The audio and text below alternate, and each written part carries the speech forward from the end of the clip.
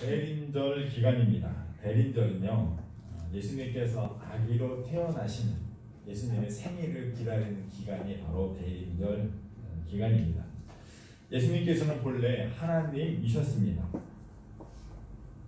본래 창조주로서 천하 만물과 인간을 만드신 창조주이셨으나 하나님이 만드신 그 피조물인 인간이 자기들의 죄로 인해서 영원한 형벌을 받을 수밖에 없게 되었을 때 예수님께서는 창조주이셨지만 인간의 몸으로 태어나 십자가에서 인간의 죄를 대속하는 대속제물로 죽으셨습니다. 그렇게 오직 예수님만이 인간의 죄를 사하고 영원한 생명의 삶으로 나아갈 수 있는 유일한 길이요 진리가 되시는 분입니다. 그래서 예수님은 이 땅에 있는 모든 인간에게 가장 소중한 분입니다. 예수님을 믿는 사람이든 믿지 않는 사람이든 예수님만이 길이 되기 때문입니다. 예수님께서 이렇게 인간의 죄를 대속하시는 십자가의 사역은 이미 2000년 전에 마무리가 되었습니다. 지금 이 시대는 다시 오실 예수님을 기다리는 시대입니다. 예수님께서 다시 오실 때 이 땅에서의 고통과 슬픔은 끝이 나고 영원한 생명의 삶, 천국의 삶을 시작할 수 있기 때문입니다. 그러나 그 때와 시기는 아무도 알지 못하는 것이 사실입니다. 우리는 지금도 예수님을 기다리는 그 기다리는 때를 보내고 있습니다. 그런데 우리가 예수님을 기다리고 있는 지금 이 세상의 모습은 어떠합니까? 무엇보다 전 세계에 코로나19 바이러스가 확산되어서 수많은 사람들이 이 바이러스에 감염되어서 고통스럽게 죽어가고 있습니다. 상대적으로 가난한 나라는 바이러스에 감염되면 치료를 제대로 받을 수가 없습니다. 치료만 제때 받는다면 완치가 되고 살 수 있는 이런 코로나19 바이러스 감염병이지만 치료를 받지 못하면 이것이 계속 악화되어서 결국 죽음에 이르게 되는 가능성이 굉장히 많은 병이 바로 이 코로나19 감염병입니다. 가난한 나라는 그렇기에 의료진도 의약품도 시설도 미비하기 때문에 국경을 폐쇄해서 바이러스의 침입을 차단하였습니다. 그렇다고 그 나라에 확산이 되지 않았던 것은 아닙니다. 그래도 국경을 미리 폐쇄한 나라들은 상대적으로 적은 피해를 입고 있습니다. 부유한 나라라고 문제가 없을까요? 그렇지 않습니다. 부유한 나라 가운데는 특별히 미국과 유럽 나라를 보면 바이러스 확산이 너무나 빠르게 진행되어지고 있습니다. 너무나 많은 사람들에게 바이러스가 너무나 급속하게 확산되다 보니 치료시설이 턱없이 부족해졌고 의료진도 시설의 한계도 있기 때문에 바이러스에 감염된 사람들이 제때 치료를 받지 못하는 그런 상황이 발생하게 된 것입니다. 가난한 나라는 의료진도 시설도 부족해서 제대로 치료를 받지 못했지만 부유한 나라는 이 감염 속도가 치료하는 속도보다 더 빠르기 때문에 또 많은 사람들이 죽어가고 있는 것입니다. 너무나 많은 사람들이 한꺼번에 죽다 보니 그 시신조차 제대로 처리하지 못하고 있는 실정입니다. 우리나라는 어떻습니까? 그래도 우리나라 상황은 다른 나라에 비하면 굉장히 양호한 편입니다. 그래도 요 근래 확진자가 급증하고 있습니다. 바이러스에 감염되면 많은 고통을 수반합니다. 특별히 폐나 호흡기 질환 쪽에 호흡기 쪽에 많은 영향을 준다고 합니다. 또 완치가 되어도 이 후유증이 심각하다고 합니다. 미각을 잃어버리거나 후각을 잃어버리는 일들이 다반사라고 합니다. 그리고 이 폐에 굉장히 안 좋은 영향을 주어서 계속 폐 질환을 알아야 되는 그러한 후유증들이 남는다고 합니다. 우리가 살아가는 이때 참으로 풍족한 세상인 것 같으나 평화로운 세상인 것 같으나 우리는 우리의 생명을 위협하는 이런 바이러스들 또 전쟁의 위협 또 다가올 기근 이런 위협들 가운데 살아가고 있는 것입니다. 우리는 결코 그 어느 한순간도 방심해서는 안 되는 그러한 시대를 살아가고 있는 것입니다.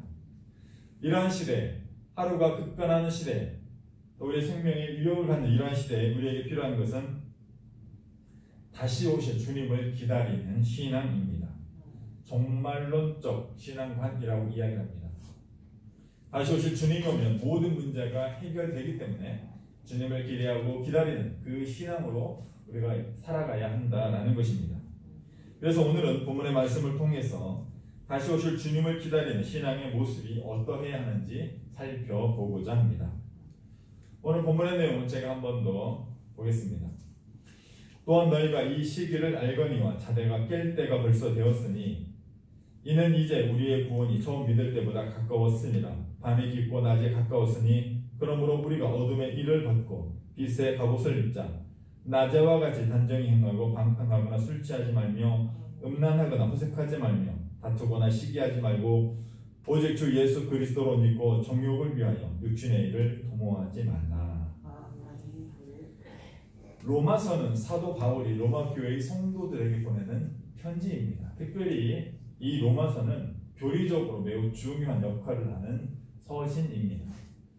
기독교 교리의 가장 중요한 뼈대를 이루는 그 근간이 이 로마서를 통해서 확립되었기 때문입니다. 그 가운데 사도 바울은 로마 교회 성도들에게 그 어느 때보다 구원이 가까워진 때, 밤이 깊고 낮이 가까운 시대라 말을 하고 있습니다. 즉 예수님께서 다시 오실 때가 멀지 않았음을 강조하면서 로마 교회 성도들에게 이러한 시대에 필요한 당부의 말씀, 신앙의 모습이 어떠해야 되는지를 당부하고 있는 내용, 오늘 본문의 말씀입니다. 하나님을 믿는 신앙인은 시기를 분별할 줄 알아야 합니다. 시기를 분별한다는 것은 시대가 어떠한 시대인지를 알고 준비할 수 있다는 그런 의미가 되는 것입니다. 신앙인이 시대를 분별할 수 있을 때 죄에 빠지지 않고 구원에 이를 수 있기 때문입니다. 바울의 시대나 지금의 이 시대의 모습은 너무나 유사합니다. 주님이 언제 다시 오셔도 이상할 것이 없는 종말의 때와 같은 시대가 바로 지금 이 시대이기 때문입니다. 이러한 때 오늘 본문의 말씀을 통해서 우리에게 주시는 교훈은 무엇인지, 우리가 깨달아야 할 것은 무엇인지 살펴보도록 하겠습니다. 구원에 가까운 이 시대 우리가 깨달아야 할 것 크게 세 가지로 정리해서 말씀을 좀 드리도록 하겠습니다. 첫 번째는 자다가 깰 때가 되었다라는 것입니다. 신앙적으로 잠을 잔다는 것은 무엇입니까? 신앙적으로 잠을 잔다는 것은 게으름, 나태, 무능력과 같은 의미입니다. 우리의 신앙이 게으르고 나태하고 무능력해졌다라는 그런 의미입니다. 아무런 영향력을 발휘할 수 없는 영적으로 죽은 것과 같은 상태가 바로 잠을 자는 것과 같은 상태인 것입니다. 그런데 이제는 잠에서 깨어나야 할 때라고 주님은, 사도 바울은 말씀하시고 있습니다. 우리가 그동안 행하던 무기력, 나태, 안일함에서 벗어나 다시 오실 주님을 맞을 준비를 해야 한다라고 말씀하시고 있습니다. 그렇다면 잠에서 깬다라는 것은 무엇입니까? 잠에서 깬다라는 것은 헌신으로의 복귀입니다. 우리가 예수님을 처음 만났을 때 우리는 우리가 가진 모든 것을 주님과 교회에 헌신하였습니다. 그러나 시간이 흐르는 동안 우리의 헌신은 잠이 들고 말았습니다. 온갖 게으름과 나태로 말미암아 우리의 신앙이 무기력해진 것입니다. 그렇게 우리는 이제 이 잠에서 깨어나야 하는 것입니다. 세상이 악하고 세상이 위급한 그런 상황 가운데 있다 해서 그것이 결코 핑계가 될 수 없는 것입니다. 세상은 세상이고 주님은 주님의 시간과 주님의 때를 따라 계획을 따라 다시 오실 것이기 때문입니다. 우리는 언제 주님이 다시 오셔도 주님과 함께 동행할 수 있는 깨어있는 상태가 되어야 하는 것입니다. 잠자고 있는 몸과 마음을 깨워서 그리스도와 교회를 위해서 헌신하는 여러분이 되시기를 바랍니다. 주님께서 기뻐하시는 것이 무엇인지 기억하며 충성을 다하는 저와 여러분 되시기를 바랍니다. 두 번째는요, 어둠의 일을 벗고 빛의 갑옷을 입을 때입니다. 어둠의 일이란 무엇이겠습니까? 어둠의 일이란 어둠 속에서 몰래 행하며 비밀에 비추고 싶은 일들이 바로 어둠의 일들입니다. 이러한 일들에는 부끄러운 일, 용납될 수 없는 일, 상대방을 해치는 일 등이 있습니다. 다른 사람에게 알려지면 안 되는 일 또한 여기에 포함될 것이죠. 부끄러운 일, 용납되면 안 되는 일, 용납될 수 없는 일, 상대방을 해치는 일들, 이런 것들이 오늘 본문에도 자세히 나와 있습니다. 술 취하며 음란하거나 호색하거나 다투거나 시기하는 모든 일들, 바로 이러한 일들이 음란의 이러한 어둠에 속한 일들이 되는 것입니다. 다른 사람들에게 알려지면 안 되는 일이기에 어둠 속에서 몰래 행하는 일들이 바로 어둠의 일인 것입니다. 너무나 많은 사람들이 어둠의 일에 사로잡혀 살아가고 있습니다. 대표적인 어둠의 일이 바로 또 중상모략입니다. 중상이란 근거 없는 말로 남을 헛뜯어 그 사람의 명예나 지위를 손상시키는 것입니다. 사람들을 만나면 다른 사람의 이야기 하기를 좋아합니다. 그런데 대부분 어떻습니까? 그 사람에 대해서 좋게 이야기하는 것이 많습니까? 그 사람을 헐뜯고 그 사람에 대해서 나쁘게 이야기하는 것이 많습니까? 우리가 심각하게 한번 우리를 돌아보아야 한다는 것입니다. 우리가 다른 사람의 이야기를 할 때 결코 험담이나 시기하거나 질투하는 말이 아니라 칭찬하고 사랑하고 권면한 말이 있어야 한다는 것입니다. 근거 없는 말로 남을 헛뜯고 그 명예나 지위를 손상시키는 것은 어둠의 일에 속하기 때문입니다. 또 모략이란 무엇입니까? 남을 해치려고 속임수를 써서 일을 꾸미는 것입니다. 너무나 많은 사람들이 자신이 원하는 것을 갖기 위해서 자신의 목표를 이루기 위해서 다른 사람에게 해를 끼치는 일들을 서슴없이 하고 있습니다. 사람들이 행하는 일에 속기도 하고 때로는 속이기도 합니다. 그러나 우리가 결국 속일 수 없는 분이 있습니다. 그분은 바로 우리의 모든 말과 행동을 판단하시고 심판하실 우리의 주님 되시는 예수 그리스도이신 것입니다. 그렇기에 우리는 사람을 속이고자 하는 마음이나 그런 행동 어떤 계략도 해서는 안 되는 것입니다. 우리는 우리끼리만 살아가는 세상이 아니라 우리의 주인 되신 주님 앞에서 살아가는 삶이기 때문입니다. 이제는 이런 어둠의 일을 반드시 버려야 할 때임을 분명히 기억하는 여러분이 되시기를 바랍니다. 자, 또 빛의 갑옷을 입는 그런 때가 되었다라고 말씀하십니다. 어둠의 일을 버리고 빛의 옷을 입을 때가 되었습니다. 그러면 빛의 갑옷을 입는다는 것은 무엇이겠습니까? 이것은 자기의 신앙을 보호하는 구체적인 무장, 전신갑주를 갖추는 것을 말하는 것입니다. 에베소서 6장 11절부터 18절의 말씀을 제가 보겠습니다. 마귀의 간계를 능히 대적하기 위하여 하나님의 전신갑주를 입으라. 우리의 씨름은 혈과 육을 상대하는 것이 아니요 통치자들과 권세들과 이 어둠의 세상 주관자들과 하늘에 있는 악한 영들을 상대함이라. 그러므로 하나님의 전신갑주를 취하라. 이는 악한 날에 너희가 능히 대적하고 모든 일을 행한 후에 서기 위함이라. 그런즉 서서 진리로 너희 허리띠를 띠고 의의 호신경을 붙이고 평안의 복음이 준비한 것으로 신을 신고 모든 것 위에 믿음의 방패를 가지고 이로써 능히 악한 자의 모든 불화살을 소멸하고 구원의 투구와 성령의 검 곧 하나님의 말씀을 가지라. 모든 기도와 간구를 하되 항상 성령 안에서 기도하고 이를 위하여 깨어 구하기를 항상 힘쓰며 여러 성도를 위하여 구하라. 빛의 갑옷, 전신갑주는 진리의 허리띠, 의의 호신경, 방패라고 하죠. 복음의 신, 믿음의 방패, 구원의 투구, 성령의 검, 말씀이죠. 성령 안에서의 기도로 나누어 볼 수가 있습니다. 구원의 때가 가까워지면 세상에는 전쟁과 기근, 전염병이 창궐하고 온갖 거짓 선지자가 일어나 미혹하는 말로써 믿는 자를 넘어뜨리려 할 것입니다. 이러한 때 무엇보다 필요한 것은 자기 스스로의 신앙을 지키는 전신갑주인 것입니다. 우리는 예수 그리스도의 희생으로 말미암아 구원의 은총을 입었습니다. 그러나 이 신앙을 지키는 것은 예수님이 하실 일이 아니라 바로 내 스스로, 내 자신이 해야 할 일입니다. 세상이 혼란스럽기만 합니다. 이러한 때 어둠의 일은 벗어버리고 전신갑주로 무장하여 스스로의 신앙을 지켜가는 여러분들이 다 되시기를 바랍니다. 세 번째는 주 예수 그리스도로 옷 입을 때입니다. 예수 그리스도로 옷 입는다는 것은 두 가지 의미를 가지고 있습니다. 첫 번째는 예수님께서 우리의 옷이 되어주신다라는 그런 의미입니다. 여러분은 왜 옷을 입고 있습니까? 가장 중요한 목적은 우리의 안전을 지켜주는 것이 옷의 역할입니다. 겨울에는 추위로부터 우리의 안전을 지켜줍니다. 여름에는 따가운 햇살로부터 우리의 몸을 지켜주는 것이 옷의 역할입니다. 그와 마찬가지로 예수님께서 우리의 옷이 되어주신다라는 것은 우리의 보호자가 되어주신다라는 그런 개념이 있습니다. 우리의 옷이 되시는 예수님은 우리를 만지시고 덮으시고 보호하시고 숨기시고 따뜻하게 해주시는 분이시다라는 것입니다.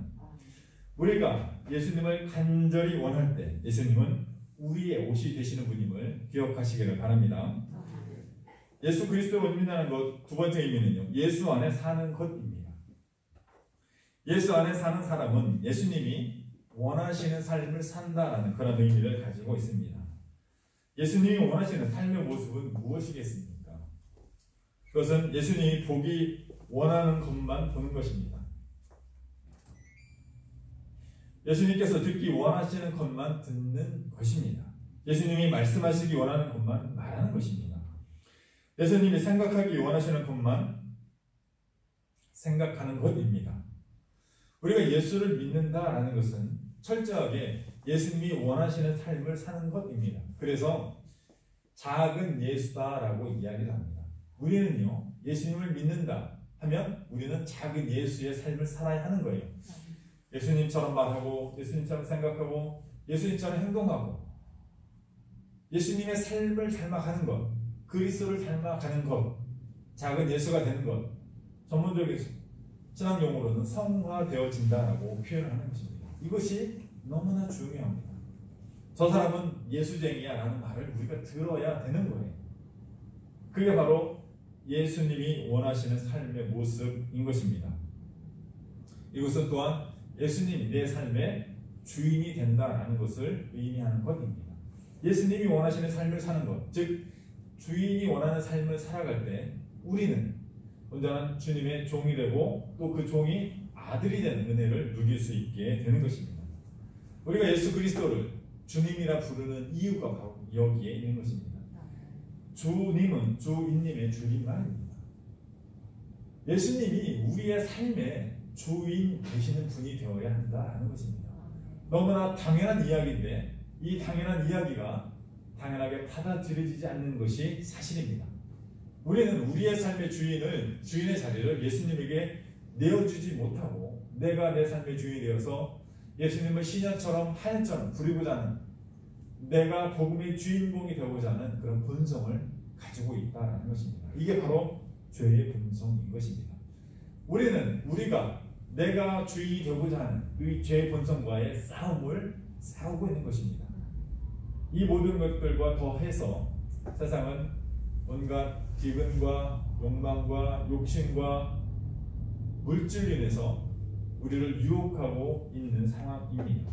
세상과 그런 여러 가지 세상의 유혹들로부터 또 내 안에 내면의 갈등으로부터 우리는 영적인 전쟁에서 승리하는 삶이 되어야 한다는 것입니다. 그러할 때 우리는 먼저 예수님께서 원하시는 예수님을 주인으로 섬기는 삶을 살 수 있게 되는 것이고, 주님 다시 오실 때 착하고 충성된 종이라 칭함을 받을 수 있게 되는 것입니다. 이제 말씀을 마무리하도록 하겠습니다. 우리가 살아가는 이 시대는 그 어느 때보다 악하고 음란한 시대입니다. 그래서 세상 사람들은 정욕과 육신의 쾌락을 위해서 살아갑니다. 즐겁고 기쁘고 편하고 쉽게만 살려고 합니다. 그러나 세상은 어떻습니까? 세상은 참으로 냉혹한 곳입니다. 끝없는 경쟁과 탐욕을 조장하면서 결코 승리를 허락하지 않습니다. 그리하여 마침내 세상에 살던 사람들을 생명의 길이 아닌 심판의 길로 이끌어가는 것이 바로 세상의 원리입니다. 언제든 주님이 다시 오셔도 이상할 것이 없는 그러한 시대를 우리는 살아가고 있습니다. 이제는 잠에서 깰 때입니다. 어둠의 일을 버리고 전신갑주로 우리의 신앙을 무장해야 할 때입니다. 오직 예수 그리스도로 옷을 입어 예수 그리스도께서 원하시는 믿음의 온전한 삶을 살아갈 때가 된 것입니다. 언제나 우리와 함께 하시며 우리의 힘과 능력이 되어주시는 주님의 옷을 입고 주님을 섬기며 주님의 뜻 가운데 살아가는 여러분이 다 되시기를 주님의 이름으로 축원드립니다.